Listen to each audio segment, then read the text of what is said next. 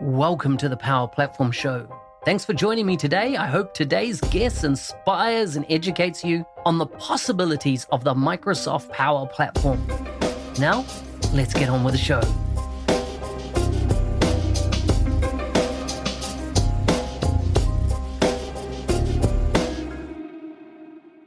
In this episode, we'll be focusing on Business Central, change, collaboration, and career transitions. Today's guest is from Cambridge, England. He works at Wingate 365 as an information system consultant. He started using Nav in 2015 as an end user and moved to a Microsoft partner channel in 2022, where he focused on Business Central. You can find links to his bio and socials in the show notes for this episode. Welcome to the show, Andrew. Thank you very much. Yes, I actually work now at Venture Systems Group. So the Wingate 365 is kind of it's like a side hustle. It was, it's kind of I've had that for quite some time. That's my sort of blog brand, if you like. Wingate 365. I've had a blog for a long time. I always did a blog for odd technology things. So if you go on my Wingate 365, it's all about Business Central now, and you look back into the archives, I've got stuff from ages ago where I was like, but that's the way it should be, right? It's, I remember interviewing a guy from Microsoft, and you could go back 20 years on his blog, and it showed kind of like his whole learning history. He had, the certifications over time. He had the projects he had worked on. He had the books he had written, and it was kind of like, wow, this is that's I feel like massively overshadowed by that guy now. I think it's good to have that history on your blog, right? And that tenure. Some of the old articles you go back to, they're all no good because the old hosting site for images I used, like Photo Bucket or something, like it doesn't work anymore. Those sorts of things. Yeah, of course. I've always tried to control all that, all the images and stuff, knowing that it'll be the thing. Like I've migrated, hosting platforms at least 3 times, and that's always one of the challenges, right? Getting all the images relinked and stuff when you re-platform. Of all the data I've got, like at home, like the photos you took of your family and whatnot, like that's the one thing that's completely irreplaceable. I mean, and like documents from over the time, but that's the one thing that if that's gone, if you've got it on a single external hard drive and the thing packs in, that's it. It's gone. You never get it back. Like programs you can re-download. And exactly. You kind of forget what it's like to not be like a very cloud-based, where you can just log onto a different computer, sign into the browser, everything's there. All your bookmarks, all your stuff, OneDrive, whatever. One thing that got me is I would open OneDrive accounts for different activities. So, for example, years ago, maybe 10 years ago, our wider family got together and did a big family reunion. We're talking about, 100 plus people, and everyone bought all their history artifacts, things like that. We scan them, put them all into a OneDrive. If you don't log into a OneDrive for a certain period of time, they just erase it. What? Yeah, there's in a free OneDrive account, you don't have lifetime storage. So the account was still accessible. The data's just all gone. So I'm like, and that was a little gotcha for me because all those artifacts that we thought we had stored on the family history just got erased. Wow, I did it. That's hilarious how similar that I've got a Synology NAS, not just down there, and I have got a paid like M365 home account, and you get like 5 accounts. So I've got like one account is just for photos, and one account because you get like I think 1 terabyte per home account. Terabyte each, yeah, totally. And then another account is for all the documents and stuff like that. And the NAS, I'm always trying to get around to sorting this out and doing it slightly better. But the NAS has got like OneDrive Sync installed, so I put my photos onto the NAS and then it just pops them up into OneDrive. So it's kind of like I've got them in 2 places, right? So yes, yeah. If data's not in 2 places, it doesn't exist, sort of thing, like the backup principle. That little 5 accounts on the home is quite interesting. As an MVP, right? We get to go to MVP Summit, and at MVP Summit, they give you what's called store credit, which is you get to go to the Microsoft Campus store and buy stuff. And I mean, it's not a lot of credit. Let's say, I don't know, maybe $150. But twice now, I have used that to buy 5 license. So it's basically a piece of cardboard with the code on it with a license key for the home edition. So that gave me 5 years. Nice. And so you can go in and you can load up to 5 years ahead of that license type. And I think we get the license in. So you get 150, but the beauty is I think we get it like for 75% off the license. That's handy. Yeah, I'll have to look into that. I just recently, like joined the program, and it's navigating the all the benefit stuff. It's like a second job. Yeah. I mean, the crazy thing is that we digress slightly, but the MVP program has added more benefits than I think in the last 2 years that I've ever seen from a licensing perspective. The amount of as in the licenses you get to Microsoft Tech, and the ease of access to it has been phenomenal. That is, I mean, it's so brilliant when you can get your hands on the stuff, right? I mean, I kind of, in my little Business Central world, they have changed the rules on customer digital experiences, CDX.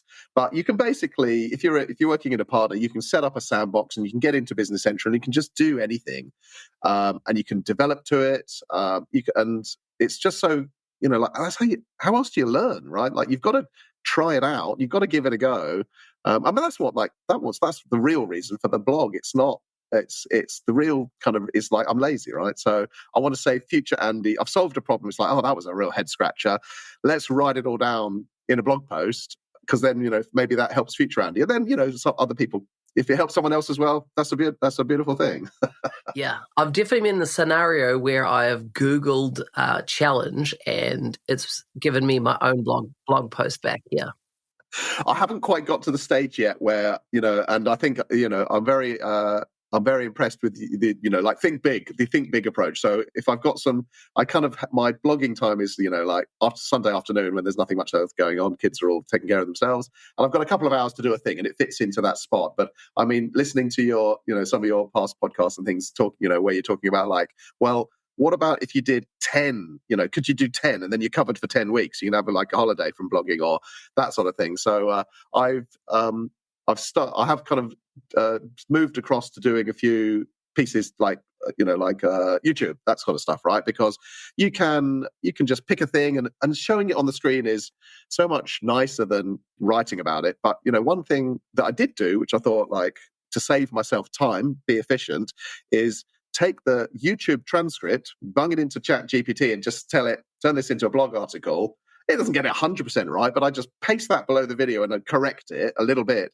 And then, because there's nothing worse, sometimes when you're in the I need to find the answer mode, and you go somewhere and it's like, it's a video. It's like, I don't want to watch the video. I just want to read quickly to get to the good stuff.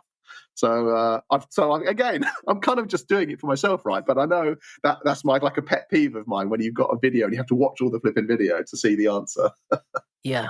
The batching is an interesting one, as in, one of my kind of themes in my life is always around scale. How do I scale anything and get ahead of, like, I never like doing things last minute. It's just not my personality type. I like to have it done, because for me, I've got this concept that I learned years ago called open loops. Everyone has these open loops or bridges or part-built bridges to something, right?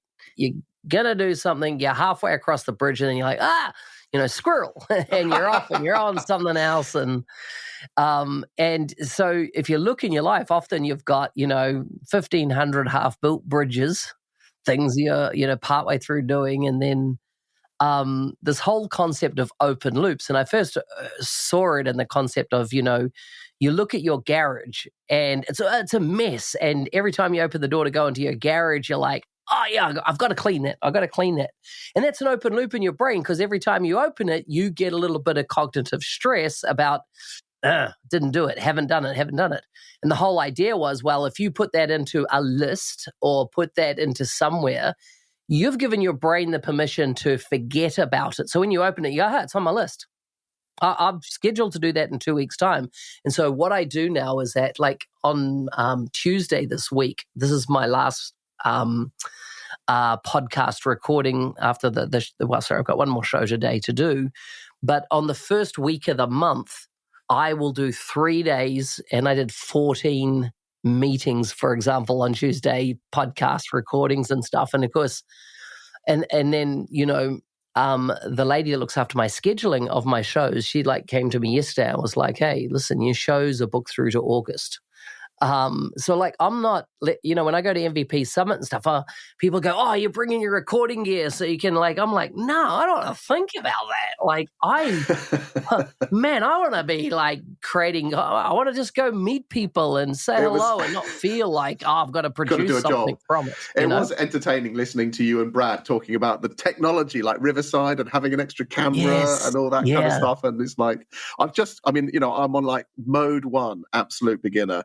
I've got a real basic microphone thing here, and I've got OBS, and I used to use OBS all the time. I was OBS solid. In fact, the last time I used OBS was at a conference where the conference organizers got us to set up in the middle of the convention a portable recording studio, which I did all off that laptop, Surface laptop back there, which is 10 years old now, and I had OBS set up on it. I had 3 cameras, 3 just webcams, but they are high-spec 4K webcams, portable mics, and had 2 chairs and a screen backdrop. And we would just take, we'd see an executive walking, from Microsoft walking, we'd just say, hey, come.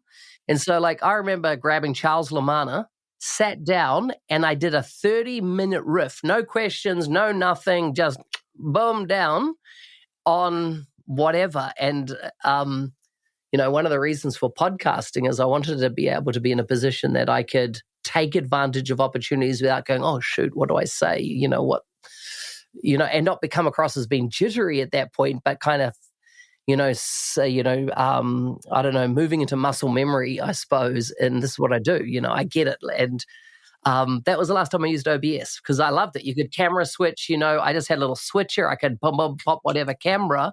And it was like I was running my own studio, but in front of the camera at the same time. And I just love that with OBS, what you can do and achieve and look like a semi-professional setup. Yeah. So the next level is I've started to play around with Clipchamp. And to put the intro bit, the outro bit, it's kind of, but it's the efficiency thing, and it needs to fit into that 2-hour window on a Sunday. So there's this, I can't do too much, I try to not do too much fiddling around because otherwise I'll be there into the early hours. Totally. But you get better, right? Clipchamp is probably, I've spent over 150 hours editing now in Clipchamp, and of that, over 80 hours was paid work. So, I know that I've done it because it's time-sheeted, And I've got rid of the TechSmith Camtasia type products that I used to always use, which became massively a heavy footprint. And you've got then, things like Clipchamp, which are born in the cloud, and just a light touch, get it done. Yeah. Sure, they might not have a million features, but they have everything you need to do a screen record. Easy to pick it up. And templates, like assets, you can just use stuff.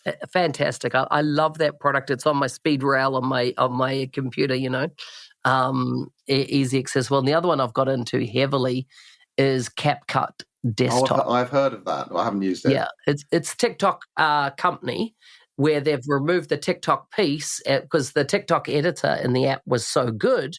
They've just said, hey, let's sell it as a standalone cloud editing tool. Works on the phone, works on the desktop.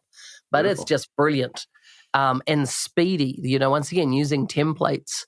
My neighbor was away. I know we're not even on topic here today. My neighbor was away a couple of weeks ago. Well, this is a great segue. What I'm just going to say in a moment, once you tell me about your neighbor, this is an amazing segue into, well, we'll see. Yeah. So my neighbor was away, asked me to walk their dog, and so I take the dog on a leash I'm a 1K away from a 6-kilometer white sand beach. And so I head off, and just every now and again, I'll just grab my phone and take a forward-facing it would have been 5-second clip, and the dog would come into shot and da-da-da-da. I get to the beach, I just open up CapCut, select template, drop in all those videos, and instantly it creates a soundtrack, a transition, and I'm just like, whoa. And I just upload it from the beach to her and, at the other end of the country. And I was like, it looked like I'd spent like 30 minutes editing this. And literally, I got rid of the cheesy voiceover and a day of a walk with the dog, and I'm like, yeah, let's get rid of that. But the music was right on point. The transition cuts were right on point.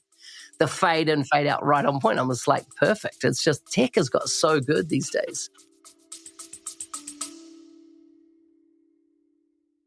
Rolling out Microsoft 365 Copilot licenses isn't enough. You need an adoption plan to get people using it well. In our new book, published by Microsoft, we offer a practical guide to successful Copilot adoption. Many leaders believe in the why of Copilot and AI, but they need guidance on how, from practical frameworks to enabling champions and measuring impact. Get your copy of Microsoft 365 Copilot Adoption now from Amazon or find a link in the show notes. I was thinking, like, while we were talking about these tools and everything like that, like, where does AI agents, we've got a bunch of out-of-the-box agents getting published. They've got one in BC. They announced 10, right, at Ignite last year. Quite a lot of customer service ones. And I was on a call earlier today, looking at how we can doing your own agents for Copilot Studio, publishing it into BC for your customers. And it's, how easy is it where do you need to be on the scale? Like, pro developer, functional consultant. I heard the phrase like funky dev or semi dev or funky dev recently. Semi dev, I like that. But because you don't need to be necessarily a pro code developer to use these tools, and they've got some pretty and like like your comment just a second ago was like you sent that video and it was really, really good polished thing, and it took you 30 seconds to do it. AI is I don't use AI to solve my whole day. Yeah, but I use it every day to start a task, to help me in the middle of a task, or to finish off a task, like summarize, check, those sorts of things. And it must save me a massive amount of time. And there's two things there. Is it how much time is it saving you? That's a good thing. But is it like the mind muscle? Because I'm going to use Copilot, am I becoming less creative? I don't know. Like I don't. Well, I find it's the opposite, because now. I will go and actually, before we go there, let's just get, we haven't introduced like who you are, where you're from, a bit more detail around your food, family, fun. Let's do that. Then let's talk about AI, because it's my favorite topic. Food, family, and fun, Andy, tell me about it. Food. So it has to be curry. For me, curry is the best food on earth. Love a curry, and my wife is a big fan of cooking. And we recently got she loves cooking, absolutely loves cooking. And we recently got this really amazing like curry set that is kind of comes in a box, and it's got a recipe book and like various spice blends called the Spicery or something like that. And the curries in there, it's like. They're amazing. Like I would say, like that's our Sunday dinner now. Curry. Yeah, nice. So that's the food. I mean, absolutely, curry is my favorite. I love spicy food as well. This whole experience. Family. I'm a dad of twins. Wow. So boy and a girl. Nice. Like the. When they were young, like my mind's a blank on like the lack of sleep or whatever. I think your mind just forgets it, right? But the one thing I do remember is, like whenever you go to the baby shops for car seats or whatever it is you need, it's never 2 for the price of 1 ever. Yes, exactly. 2 for the price of 2. Oh my gosh, yeah. And friends, I outside of work, I like to get outside, fresh air. I mean, I used to always live by the coast. So in the past, I'd kind of done like sailing, dinghy sailing, and then did a bit of like yacht sailing. Once we took I sailed in a boat out of Southampton, and we took it over to Ireland for Cork Week. That was an incredible experience. But I'm kind of Cambridge now, so. It's all that's missing is the sea. It's South Cams. Like walking. I've done the last couple of years. I went with some friends. We walked some of the Appalachian Trail in America, which was a good experience. This year, I think we're going up to the Highlands. That's a bit of exercise. You should do the Camino de Santiago. Well, I mean, there's a lot of that's the. Is that the one in? You start in France. Right. Yeah. Okay. Yeah. And there's the Fisherman's Trail. You start in France.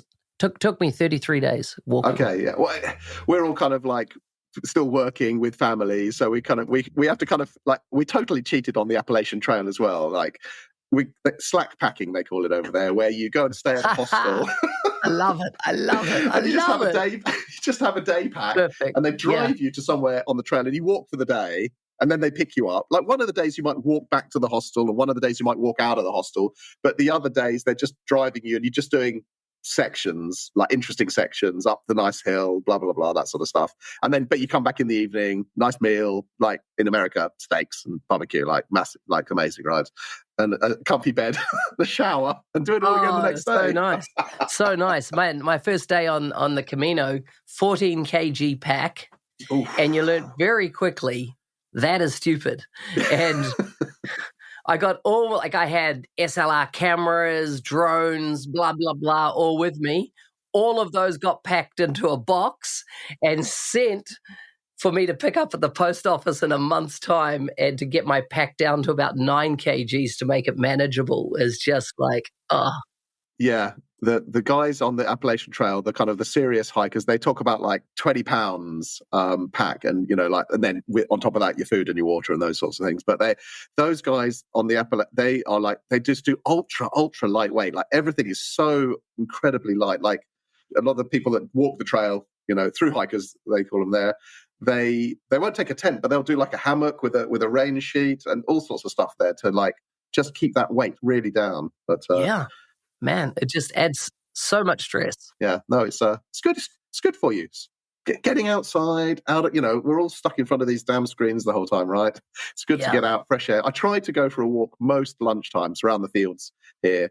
Sometimes, I'm busy, you can't always do it, but it's nice. It's amazing how you might, it's 45-minute walk. Like I've lost 45 minutes not doing something, but then in the afternoon, I'm a bit more pumped, a bit more got the energy. The batteries have been recharged by that sort of fresh air and sunshine. I find it's a very cumulative, it's a 3-to-1 hit walking for me, in that, we do Mondays, Wednesdays and Fridays. It can be an hour and a half walk, and I've got 2 mountains around me. I've got 8 beaches that I can walk to. And the mountains, of course, that's a full leg workout. We're talking about stairs, boardwalks, climb to the top, and then back down. And so, but it's almost, my wife and I go together, so you get the accumulation of, you get to really have some good chats over time like that. You get the physical exercise, and then I reckon it creates a massive mental clarity. In that, there are points where I'll go on ahead of her just because we're at different paces, and in that time, man, my thinking is just so. I have ideas. I'm like, so I find that walking, you're going to get 3 benefits: the health, the relationship building with my wife in this case, and third, the mental clarity. So it's my lunchtime walks like audible. So I'm listening at the minute. I'm listening to How Big Things Get Done, which is quite all about big projects. Yeah, interesting. Yeah, and how a lot of them, are not successful and the reasons why. Yeah. You talked about AI, and I know we're addressing off our original thing, and I really want to explore with you, how are you using AI? Like, I find now I can easily have an hour-long conversation with AI. And what I'm talking about, I'm not necessarily talking about audio conversation. I'm talking about a riff backwards and forwards in exploring a topic and getting deep. And we talked about before, well, is it making us dumber? And I'm finding, well, my brain is more ramped up to new levels, because all of a sudden I can explore and have what I call a sparring partner to really go challenge my thinking. Like, I'll often say, where's my thinking wrong on this? Or what's an alternative view to the way I'm thinking? And of course, it comes out of left field with all sorts of stuff. I'll give it something I've written and say, hey, where's my blind spot? Nice. I use it for a number of different things. Actually, learning more and being more creative. That totally is right. Actually, I've recently had there was a user group, and I was doing the release. I was talking about the release rate features for Business Central. So it's a list of features. Like how do you make this exciting? How do you make this interesting for the people? So I picked out my favorite ones, naturally, but also and the reason I picked them out is because like there was some, like what's the business impact? Like why does this matter to businesses? And for example, Shopify, Microsoft continue to invest in the Business Central to Shopify connector, which is great, because often Microsoft sometimes in the past have put a product out and then, like never updated it ever again. But we're seeing on Business Central, there's a number of areas now where they're each release wave, they're making it better, they're getting it to that really awesome product. And I was like, like Shopify, it's like, ChatGPT, like what's the global market share of Shopify, and turned it into a graph. And it's like, boom, there's my graph. Yeah, Shopify has got the biggest global share. And it's like a little graph. I can put it into my presentation. It's like, and I just did that for all the different things. Like, give me some interesting facts. Like, has the UK government done anything recently on sustainability or e-documents? That's kind of like, that one was more of a Google search, but it allowed me. I learned, I didn't know before I typed that in that Shopify did actually have the biggest market share of these kind of e-commerce platforms. Now I know. Yeah. It's interesting you talk about it's more like a Google search, but I find that I use Google very little nowadays, as in because of their, when you said, what's the UK government done? I don't want to look through 3 pages of Google results to find the nugget that I'm after, right? The beauty is it distills all that. Yeah. I think the research capabilities of AI is mind-blowing what it can sift through. And of course, you do have to, check for hallucinations and validate some stuff, but man, that's so much quicker than, opening, 20 browser tabs of websites that you've got to visually read through to find the nugget yourself, right? Yeah, so I think I find it's incredibly useful and time-saving for that. And it's incredibly useful and time-saving for something that I would have in the past. What was I doing? I was I did like helping a colleague there had some problem with their router or something. I was like, oh, let's do a ping trace, or just do ping minus t and leave it for the day and see like how it goes. And then at the end of it got this like text file with thousands of lines in it, like, oh, I want to see the graph of when it went bad. And in Excel you got to mess around and clean it up. I just put the whole thing into the AI, turn this into a chart, boom, did it.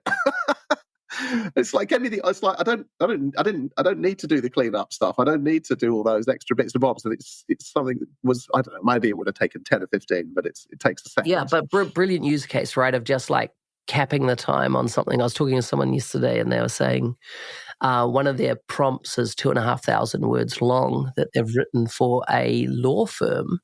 And it takes something that was 3 hours of process time that they had traditionally been doing. And this one prompt is literally hit enter and they've got the data. And you're saying that prompt has been iterated on quite a bit, but now it's a prompt that various teams use consistently because of the collation of data it brings together and the output it does was wiped out that previous time frame. And it's just like, I think there's so many use cases like that where organizations can take advantage. I think that's my next personal trip on the AI journey. At the minute, my prompts are mostly short-ish. I've got a few there where it's like a paragraph or so when I'm putting in like blog articles and I'm asking to check it in a very specific way and give me like feedback in a table with bold the bits when it changed. So I can, again, make the changes really quickly because I don't want to kind of like copy paste it back from the AI, just because sometimes it does kind of, you tell it to like check an article and it will go like to level 10 on the like kind of like we're going to leverage this advantage, that kind of stuff. Like it puts it into a language that's not my own. So, but just having it check grammar is amazing. Totally. One other weird anomaly I've found is that I'm feeling more and more I can see where people are using AI. Oh, yeah. Right? I saw a thing recently and I'm like, oh, this is generated 100%. Yeah. Well, so recently on one of my posts was brought to my attention because I actually I've kind of left social media this year, apart from what auto posts like a publishing of an episode like this. And 2 different people had obviously used AI to generate their comment on the post because they were the same comment from 2 different people. Weird. Yeah. That's bizarre. And we're like, that's as they're obviously using an AI automation tool or something like that to do the auto comment. But here's the thing that my wife and I were discussing yesterday. we are starting to use phrases that we know are AI. And it is phrases. It's not words. It's phrases. And you're like, oh my gosh, it's starting to seep into the way I talk in the real world because of, working with it. It's like if you've got like all of the written that's information in the world, like before ChatGPT, like that was it. Someone wrote it. And now, like, as we go forwards, some of the stuff that's there on the internet that could be consumed as to train models is generated by AI. Oh yeah, and it's going to go extreme in that respect, but I think it's going to get good quality too in that extremeness that it's going to go. But look at a lot of the latest LLMs are all being trained on synthetic data. Right, so data that's been generated by machines and stuff. And the beauty of it is that so much of our data has human error in it. Right, sure. Right? And so when we train models with that human error and it sees the human error repeated over and over again, it's like, it's the truth. I like Scott Hanselman's take on this, which is why you're always nice to the AI, because in the internet, there's the nice part of the internet where people are friendly and help each other. And there's the like really bad part of the internet where people are like trolling each other and flaming and all that kind of stuff. So if you're nice to the AI, maybe it taps into that good side, right? Yeah, no, I'm in agreement. It's at which point does the AI become more intelligent than humans? And if we look at the hierarchy through history of intelligence, the most intelligent species sits at the top of the food pyramid, right? And the concern is that if it goes, well, you're a dick to me, and I'm talking about humankind. So I think it's an interesting take he has there. And I have seen there's another guy called Mo, who's written a couple of books, and I actually read the first book, which was called Solve for Happy, while traveling through Scotland. And his 21-year-old son went in for an appendix operation, his only son, and died on the operating table. And he was, as an engineer, he was ahead of the moonshot program at Google. They're big, and his life was just like literally destroyed. And he was like, as a developer, is there a formula to ever find happiness again? And the whole book is this journey to finding whether he could ever find joy again in life, with the loss of his son, who is very close to it in such a young age. Anyhow, he's written other books now on AI, and he's very much of it's inevitable. It's going to become more intelligent. And if you as a human look at an ant and it's in your way, what do? You stand on it, right? And he was just saying, be careful how you treat AI, because it's only a baby at the moment, but it's learning how humans treat babies, with that interaction and what's it learning from that. So I think Scott's got a good view there. One thing I wanted to ask you about particularly was the ISV ecosystem.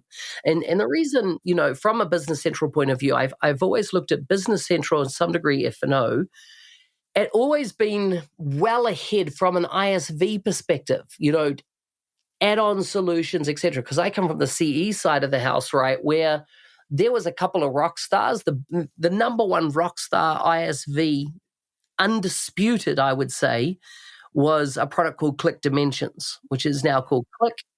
And the guy sold it for $65 million, his exit when he sold to a VC, right? So I'd say that's successful, right? Successful ISV when you sell for $65 million on top of 10 or 15 years of solid, massive revenue. Definitely global penetration of his ISV solution, which handled the marketing component that was missing in the CE product, particularly email marketing.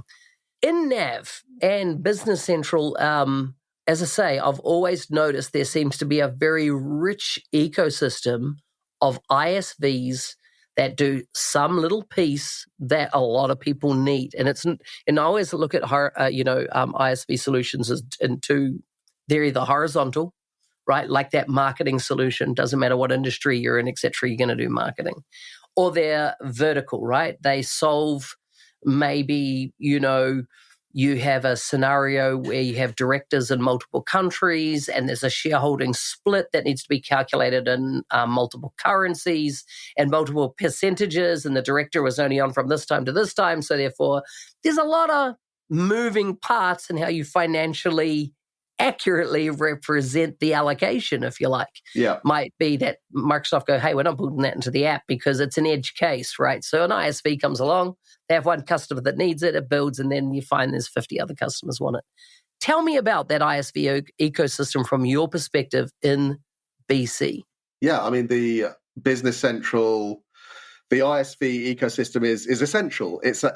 Whenever I'm talking to clients, I always give the example of, like, well, you've got your iPhone or your Android or whatever, and then I'm going to go and download WhatsApp. Everyone uses WhatsApp. So it's a kind of a tool that everyone uses. And AppSource for Business Central is like that. I think there's nearly 6,000, 7,000 apps on AppSource for Business Central.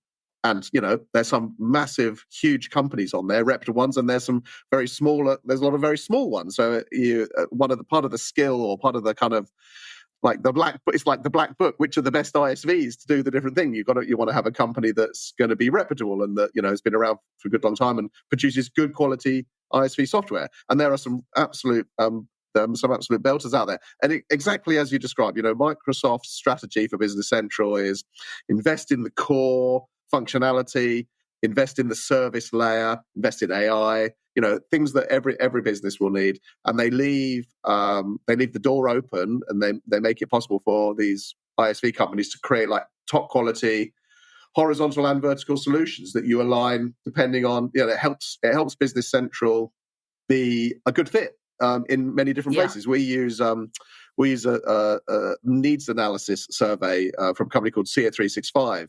And then you get it's like business process Moscow survey, right? And out of the back of that, you get like the Business Central fit or the F&O fit, and it's kind of like the natural fit, the ISV fit, and then like what you might need to develop. And it's incredible the capability that the ISVs bring to the table.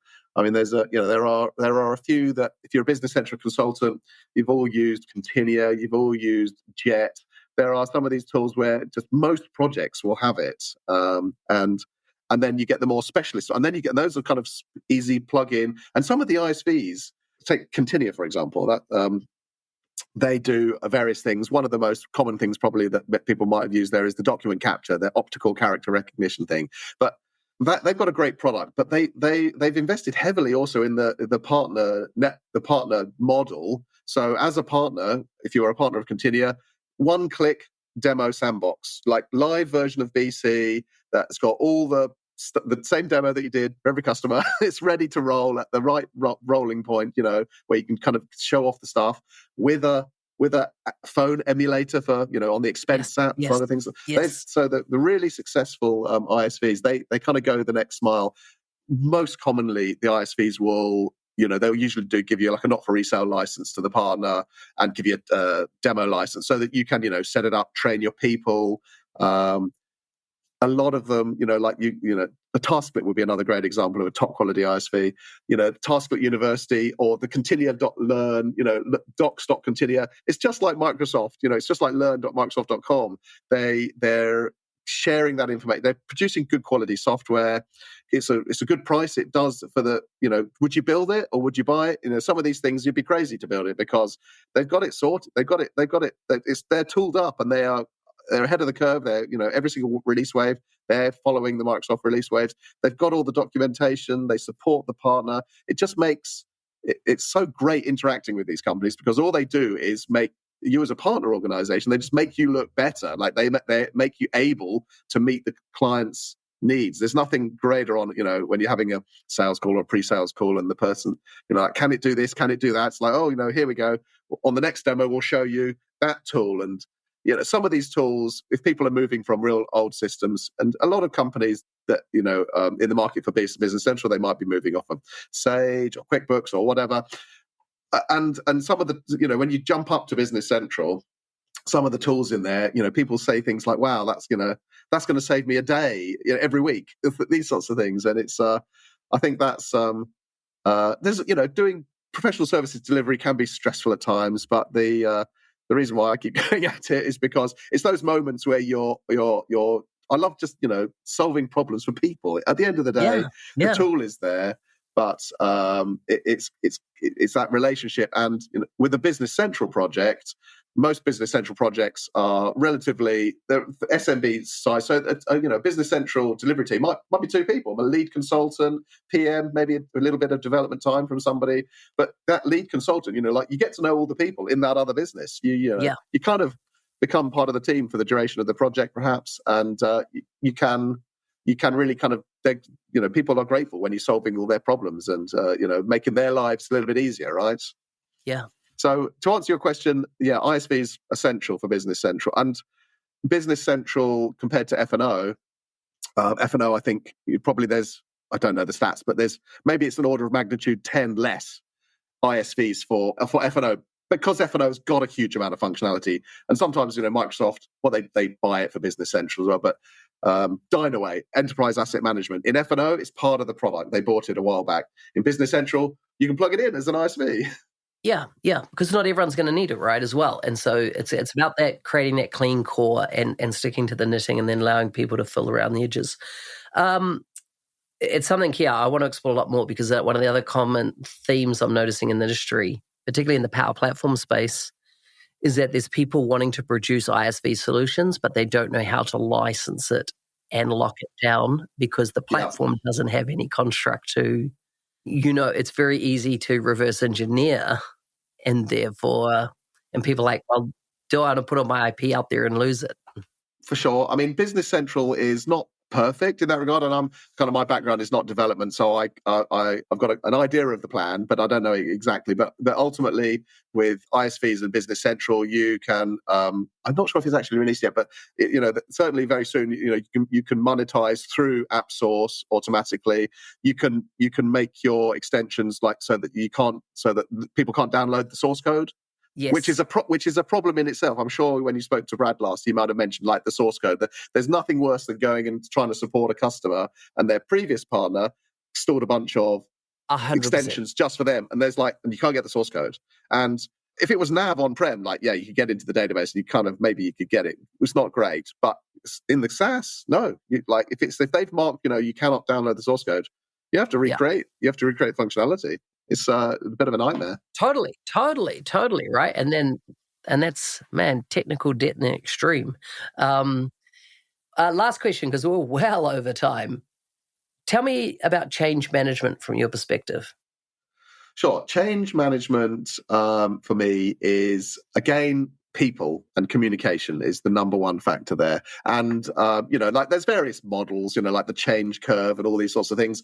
And it's a kind of an approximation to the psychology that's going on in your average group of people, right? No one person, you can't read a book and then understand how all different individuals will work. Everyone's different. Everyone's got what they can accept in front of them. We're going to do this. Does that make you happy or sad? Some people more nervous than others, and there's early adopters and all that good stuff. So for me, it's getting to know people, getting under the skin a little bit if you can, understanding how you can give a benefit to people. Trying to think of some examples, but on one project, there was one of the end users, and she was very nervous about the stuff, and it was a case of, where can if we could generate some goodwill somewhere else? Well, this area is really going to, this is going to make you a lot easier. It's going to make it a lot easier and do these things, and trying to sort of generating the goodwill. There's always bumps in the road on every project. When you've got a difficult change process, I think if people.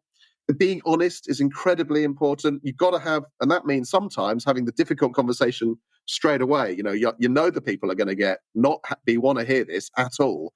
But if you build that reputation for honesty right on the word go, that is, an absolute must for me, because I think, it's people have to trust you. If you're certainly, and as you Business Central project now, as you go towards the end of the project, you've got the go live, the financial cutover, and as a Business Central consultant, we've done this many times, so we know exactly how the deal works. But for the finance teams that you're bringing through this, maybe they never did an ERP project before, right? And they're like, oh my goodness, how's this going to work? And well, the number, it's something that could be super, super stressful, right? And so, you've got to have that trust, and we do things mock go lives, and dry runs, and all the testing that you do and all the rest of it, so that the real go live is, super dead boring, and it's like, are we done? Is it live? Yeah, it's live. Yeah, everyone's fine. Yeah, perfect, so people, perfect. You've got to make a connection, I think, and to have the answers. And if you don't have the answers, be honest. I don't know. That's a great question. I'll go and find out and do the research, do your homework. Bosh, here's how we're going to solve that problem. I love it. Andy, we're out of time. Thank you so much for coming on the show. We're going to obviously talk for hours. Hopefully we'll catch you. You're going to Seattle, right? I was a bit too late to the thing, so I missed out on the ticket. But I'll dial in on one of the days. Here's the thing, right? And this goes back, years of doing this. I used to get up because back in the day, right, everything just worked on Seattle time. Sure. And so I would get up at 2 a.m. in the morning just to make sure, because if you grab your registration slot, there was a limit, right? Because you're dealing with every in the world. And I tell you what, my alarm would be set. I would be there. I would be logged in, waiting, because it was such a competitive thing. That kind of went away, but I can see it's now come back because they're limited numbers. So it's yeah. It was I think about Chris, we were chatting about Chris earlier. I think he's heading there, but he doesn't have a ticket, but he's just going to hang out and have a great time. You're kidding. I think, or maybe he has got a ticket. I don't know. You never really know with Chris. Oh, no, but that could be Chris. So I'm going to ask him in an hour's time. Man, that's nuts. Cheers, Andy. Thank you so much. Awesome. Thanks so much for having me on the show. Really love chatting. Hey, thanks for listening. I'm your host, Business Application MVP, Mark Smith, otherwise known as the NZ365 Guy. If there's a guest you'd like to see on the show, please message me on LinkedIn. If you want to be a supporter of the show, please check out buymeacoffee.com/NZ365 Guy. Stay safe out there and shoot for the stars.